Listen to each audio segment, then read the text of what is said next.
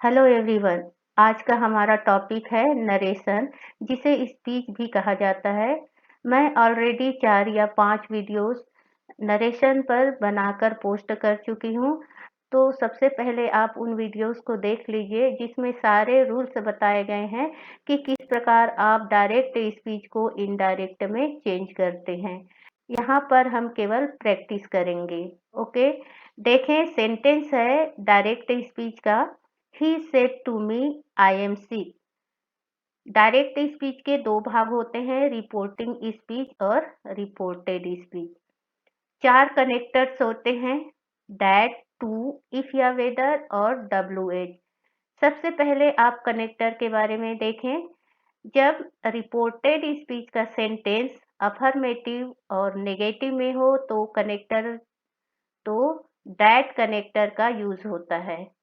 Said to change होता है told में, जब रिपोर्टेड स्पीच अफर्मेटिव और नेगेटिव में हो। So he told me that. I change होगा, फर्स्ट पर्सन है, अकॉर्डिंग टू रिपोर्टिंग स्पीच के सब्जेक्ट।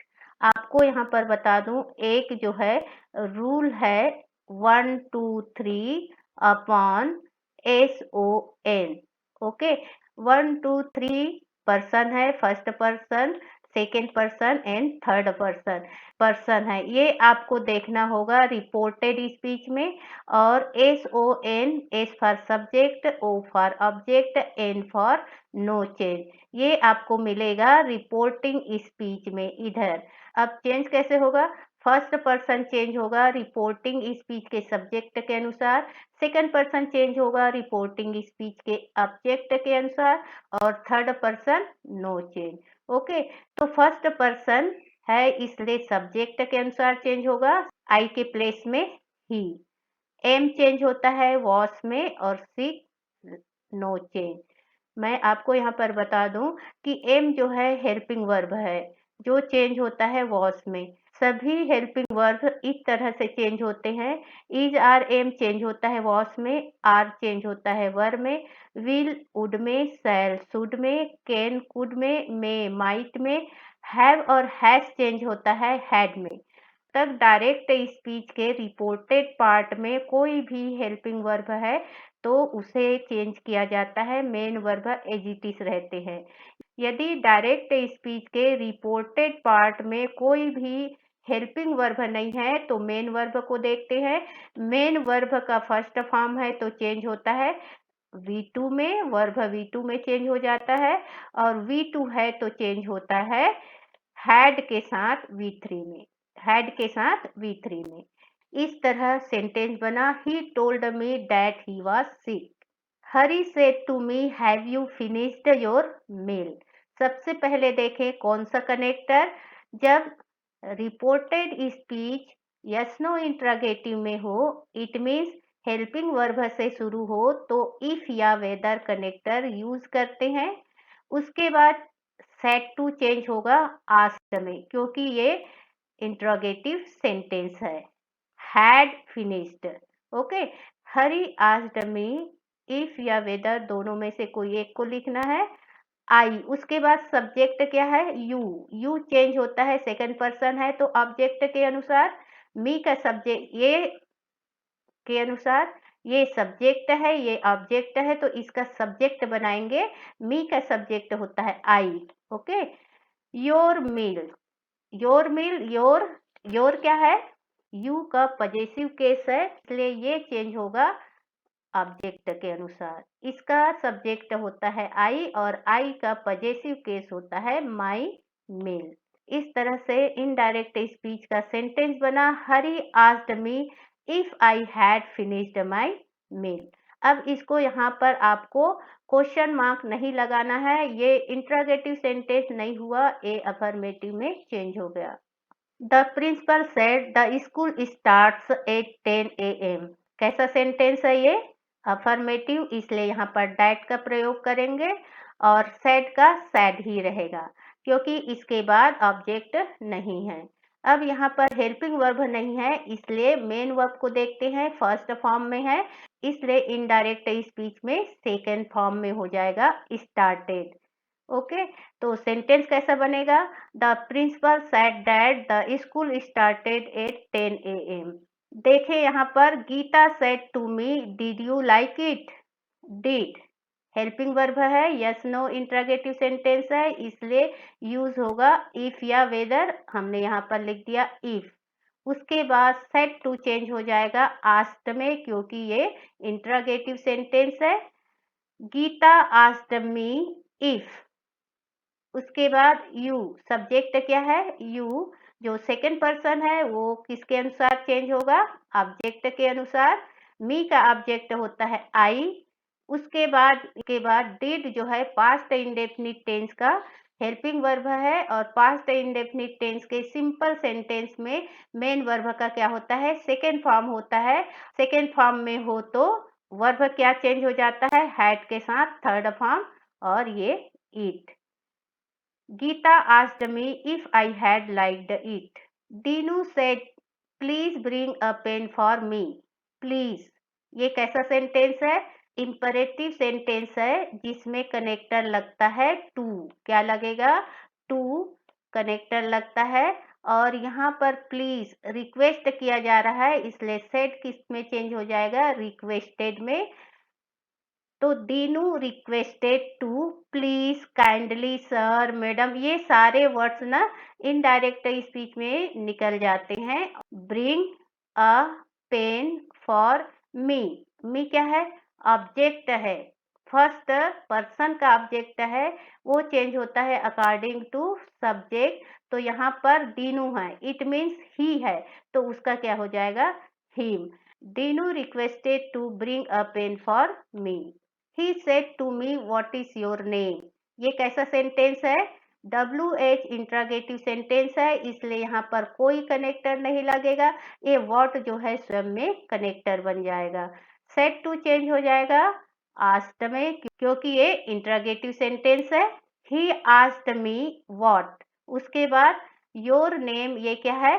यू का पजेसिव केस है, वो अकॉर्डिंग टू बनेगा मी। तो मी का सब्जेक्ट होता है आई, और आई का पजेसिव केस होता है माई। तो माई नेम, इस चेंज होता है वॉस में। तो इस तरह से बना, he asked me what my name was. Direct speech का सेंटेंस है, Pooja said when will my father come back. यहाँ पर WH है, इसलिए अलग से कोई कनेक्टर नहीं लगेगा, और ये इंट्रोगेटिव सेंटेंस है, इसलिए सेड चेंज हो जाएगा आस्क्ड में। पूजा आस्क्ड व्हेन। उसके बाद जैसे ही आप कनेक्टर बन गया या कनेक्टर का यूज करते हो तो सब्जेक्ट लिखना होता है। सब्जेक्ट क्या है? My father. सब्जेक्ट क्या है? My father. और माई क्या है? First person. आई का क्या है? पजेसिव केस है, तो फर्स्ट पर्सन चेंज होता है रिपोर्टिंग स्पीच के सब्जेक्ट के अनुसार। पूजा, तो पूजा लड़की है, इसलिए हर। फादर, उसके बाद हेल्पिंग वर्ब देखना है, विल। विल चेंज होगा वुड में कम बैक। जब तक आपके सेंटेंस में हेल्पिंग वर्ब है, आप मेन वर्ब को कुछ नहीं करेंगे। तो इनडायरेक्ट स्पीच का सेंटेंस बना, Pooja asked when her father would come back. Indirect speech का सेंटेंस है, Ajay said Vijay went to zoo. सबसे पहले ये देखें कैसा सेंटेंस है, अफर्मेटिव, इसलिए लगेगा यहाँ पर that. Said no change, Ajay said that. उसके बाद हेल्पिंग वर्ब देखें यहाँ पर, there is no helping verb. और जब हेल्पिंग वर्ब नहीं हो तो मेन वर्ब। मेन वर्ब क्या है? वेंट, जो V2 है, वर्ब का सेकेंड फॉर्म है, इसलिए इनडायरेक्ट स्पीच में हैड के साथ थर्ड फॉर्म लगेगा, हैड गॉन। तो सेंटेंस बना, Ajay said that Vijay had gone to zoo. यहाँ पर मैं आपको ये बताना चाहूँगी कि मैंने जितने भी रूल्स बताए हैं डायरेक्ट से इनडायरेक्ट में चेंज करने का, वो तभी अप्लाई होंगे जब डायरेक्ट स्पीच का जो वर्ब है वो सेकेंड फॉर्म में हो। यदि यहाँ पर सेकेंड फॉर्म में नहीं है, फर्स्ट फॉर्म में है, तो आपके वर्ब नहीं बदलेंगे। ऑब्जेक्ट सब्जेक्ट बदलेगा, वर्ब नहीं बदले। डायरेक्ट स्पीच में है आई से या ही सेज, दोनों में वर्ब जो है फर्स्ट फॉर्म में है, और सेंटेंस है दे आर रॉन्ग। ये क्या है, अफर्मेटिव सेंटेंस है, इसलिए यहाँ पर दैट लगेगा। तो आई से या ही सेज, आई से या ही सेज दैट। उसके बाद दे थर्ड पर्सन है तो वैसे भी चेंज नहीं होना है, तो चेंज नहीं होगा दे। अब उसके बाद आर, आर जो चेंज होता है वास या वर्ब में, जब यहाँ पर सेकंड फॉर्म में होता है वर्ब, लेकिन यहाँ फर्स्ट फॉर्म में है तो आर का आर ही रहेगा और रॉन्ग। तो जब भी आप डायरेक्ट से इनडायरेक्ट में चेंज करेंगे कोई भी सेंटेंस को, तो सबसे पहले आप डायरेक्ट स्पीच का क्या देख ले, वर्ब देख ले। यहाँ पर फर्स्ट फॉर्म में है तो वर्ब चेंज नहीं होगा, बाकी चेंज होंगे, सब्जेक्ट ऑब्जेक्ट चेंज होंगे। आई से या he says that they are wrong. एक और सेंटेंस देखते हैं जिसमें वर्ब जो है फ्यूचर टेंस में है। Neelam will say breakfast is ready. यहाँ पर डायरेक्ट स्पीच के रिपोर्टिंग स्पीच का जो वर्ब है वो फ्यूचर में है, विल से। तो रिपोर्टेड स्पीच का वर्ब चाहे वो हेल्पिंग वर्ब हो या मेन वर्ब चेंज नहीं होगा। तो क्या हो जाएगा, नीलम विल से दैट, दैट तो लगाना पड़ेगा आपको। नीलम विल से दैट ब्रेकफास्ट, हमने अभी देखा इसको वॉश किए हमने जब यहाँ पर V2 था, लेकिन फ्यूचर में है यहाँ पर तो इसका एजिटिव रहेगा is ready. Neelam we say that breakfast is ready. Reported speech में कोई प्रोवर्ब हो या इडियम हो तो कोई भी नियम लागू नहीं होता, बस दैट का यूज किया जाता है।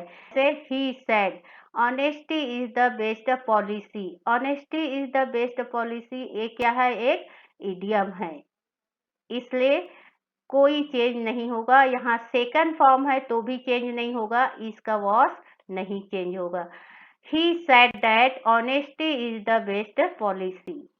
एक नियम और भी है, जब रिपोर्टेड स्पीच का सेंटेंस ऐसी घटना हो जो आदिकाल से चली आ रही हो, समय बदलते गया लेकिन वो घटना नहीं बदला, इस तरह के सेंटेंसेस में भी कोई नियम लागू नहीं होता है, चाहे यहाँ पर सेकेंड फॉर्म ही क्यों ना हो। देखें, the teacher said the earth moves round the sun. पृथ्वी सूर्य का चक्कर लगाती है। जब से पृथ्वी का हुआ तब से ये घटना होती आ रही है, तो ऐसे सेंटेंसेस में कोई नियम लागू नहीं होता, कनेक्टेड दैट का यूज किया जाता है।